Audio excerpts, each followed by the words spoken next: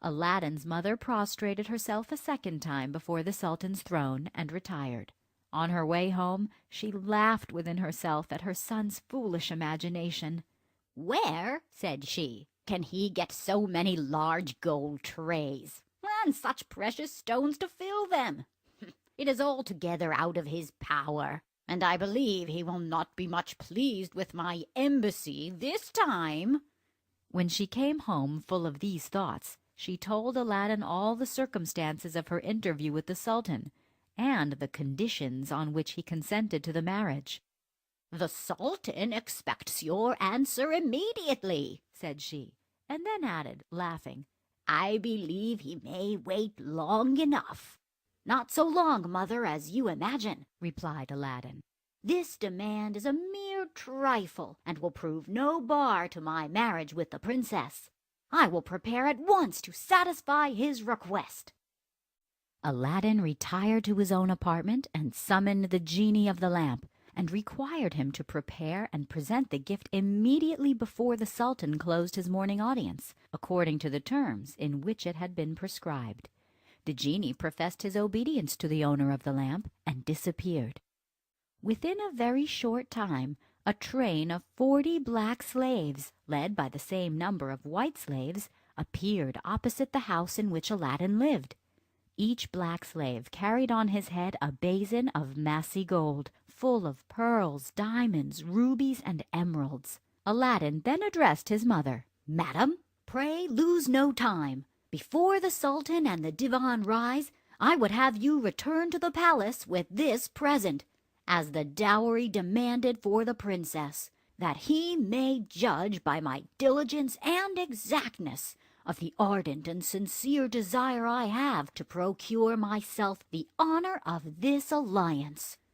As soon as this magnificent procession, with Aladdin's mother at its head, had begun to march from Aladdin's house, the whole city was filled with the crowds of people desirous to see so grand a sight. The graceful bearing, elegant form, and wonderful likeness of each slave, their grave walk at an equal distance from each other, the luster of their jeweled girdles, and the brilliancy of the aigrettes of precious stones in their turbans, excited the greatest admiration in the spectators. As they had to pass through several streets to the palace, the whole length of the way was lined with files of spectators. Nothing, indeed, was ever seen so beautiful and brilliant as these slaves, whom they supposed to be kings. As the Sultan, who had been informed of their approach, had given orders for them to be admitted, they met with no obstacle, but went into the divan in regular order, one part turning to the right and the other to the left. After they were all entered and had formed a semicircle before the Sultan's throne, the black slaves laid the golden trays on the carpet, prostrated themselves, touching the carpet with their foreheads, and at the same time the white slaves did the same. When they rose, the black slaves uncovered the trays, and then all stood with their arms crossed over their breasts. In the meantime, Aladdin's mother advanced to the foot of the throne, and having prostrated herself, said to the Sultan, "Sire, my son knows this present is much below the notice of Princess Buddir al-Buddoor, but hopes, nevertheless, that your majesty will accept of it and make it agreeable to the princess, and with the greater confidence, since he has endeavored to conform to the conditions you were pleased to impose." The Sultan, overpowered at the sight of such more than royal magnificence, replied without hesitation to the words of Aladdin's mother. "Go and tell your son that I wait with open arms to embrace him, and the more haste he makes to come and receive the princess my daughter from my hands, the greater pleasure he will do me."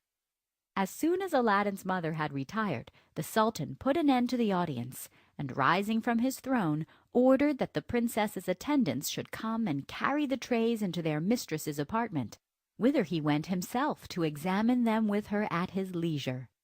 The 80 slaves were conducted into the palace, and the Sultan, telling the princess of their magnificent apparel, ordered them to be brought before her apartment, that she might see through the lattices he had not exaggerated in his account of them.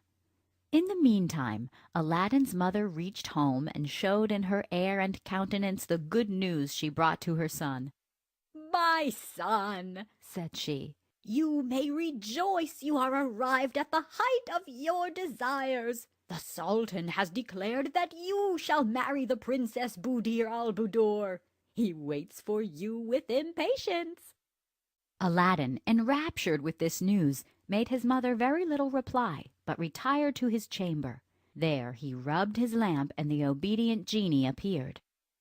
"Genie," said Aladdin, "convey me at once to a bath, and supply me with the richest and most magnificent robe ever worn by a monarch."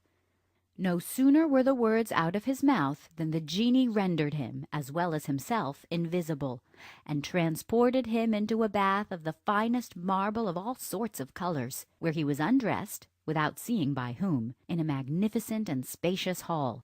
He was then well rubbed and washed with various scented waters.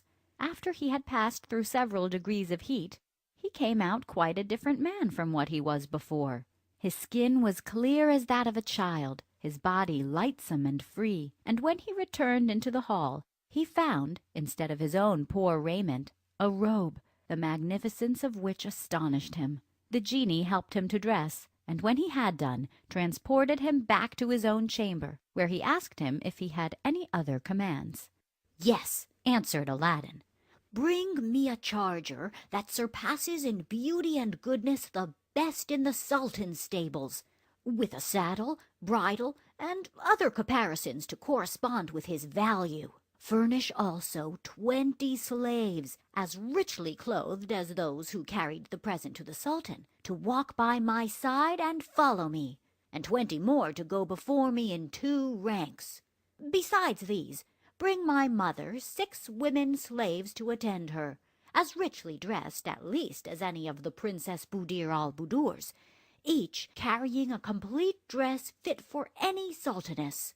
I want also 10,000 pieces of gold in 10 purses. Go, and make haste." As soon as Aladdin had given these orders, the genie disappeared, but presently returned with the horse, the 40 slaves, 10 of whom carried each a purse containing 10,000 pieces of gold, and 6 women slaves, each carrying on her head a different dress for Aladdin's mother, wrapped up in a piece of silver tissue, and presented them all to Aladdin. He presented the 6 women slaves to his mother, telling her that they were her slaves, and that the dresses they had brought were for her use.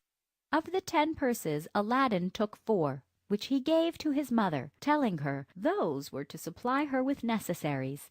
The other 6 he left in the hands of the slaves who brought them, with an order to throw them by handfuls among the people as they went to the Sultan's palace. The 6 slaves who carried the purses he ordered likewise to march before him, 3 on the right hand and 3 on the left. When Aladdin had thus prepared himself for his first interview with the Sultan, he dismissed the genie, and immediately mounting his charger began his march. And though he never was on horseback before, appeared with a grace the most experienced horseman might envy. The innumerable concourse of people through whom he passed made the air echo with their acclamations, especially every time the 6 slaves who carried the purses threw handfuls of gold among the populace. On Aladdin's arrival at the palace, the Sultan was surprised to find him more richly and magnificently robed than he had ever been himself, and was impressed with his good looks and dignity of manner, which were so different from what he expected in the son of one so humble as Aladdin's mother. He embraced him with all the demonstrations of joy, and when he would have fallen at his feet, held him by the hand and made him sit near his throne. He shortly after led him amidst the sounds of trumpets, hautboys, and all kinds of music to a magnificent entertainment, at which the Sultan and Aladdin ate by themselves, and the great lords of the court, according to their rank and dignity, sat at different tables. After the feast, the Sultan sent for the chief Cadi, and commanded him to draw up a contract of marriage between the Princess Buddir al-Buddoor and Aladdin. When the contract had been drawn, the Sultan asked Aladdin if he would stay in the palace and complete the ceremonies of the marriage that day.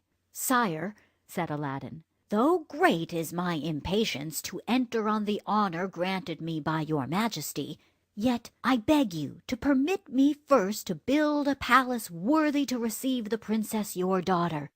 I pray you to grant me sufficient ground near your palace, and I will have it completed with the utmost expedition." The Sultan granted Aladdin his request, and again embraced him, after which he took his leave with as much politeness as if he had been bred up and had always lived at court.